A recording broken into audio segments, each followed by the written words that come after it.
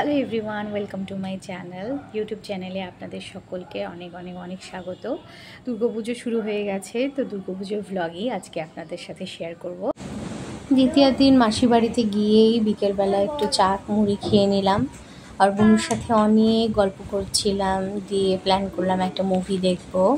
তো এখানে একটা পুরনো ভূতের সিনেমা, সেটা চালিয়ে দিয়েছিলাম। তার নাম ছিল চন্দ্রকুমার আর রাজার নাম মহেন্দ্রনাথ। 150 বছর আগে শিমুলগড়ের দক্ষিণে রায়দিঘিতে তার রাজত্ব ছিল।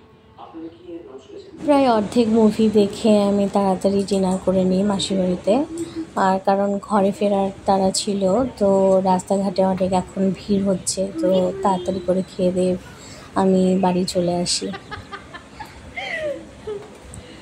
তো এখানে মাসি বেড়ে দিচ্ছিল খাবার আমাকে, খুব তৃপ্তি করে খেয়ে বাড়ি রওনা হই আমি।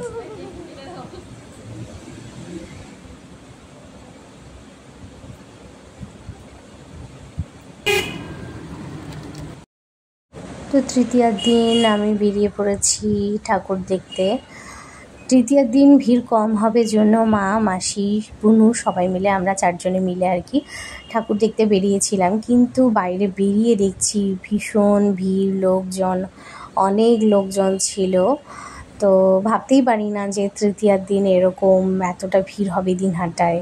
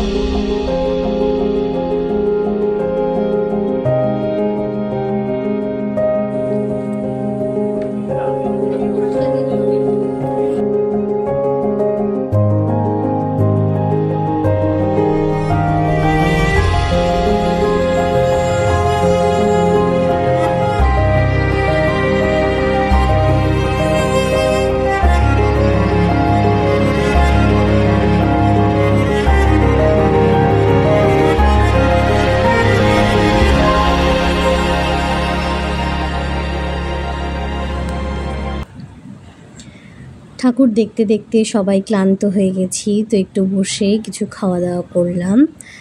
এখানে আমি এগরোল খেয়ে নিচ্ছি, আর তার সাথে লাচ্ছা পরোটা একটা দেওয়া হয়েছিল।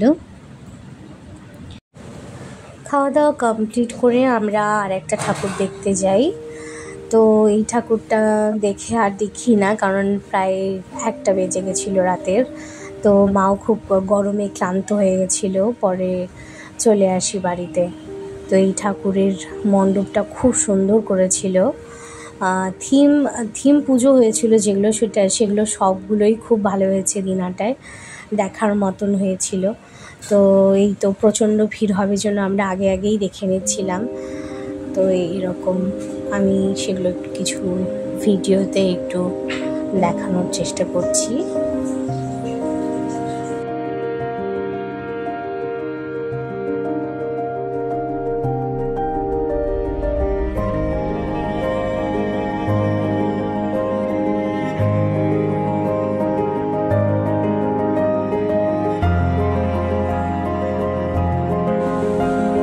তো এবার ঠাকুর দেখে বাড়ি ফেরার পালা।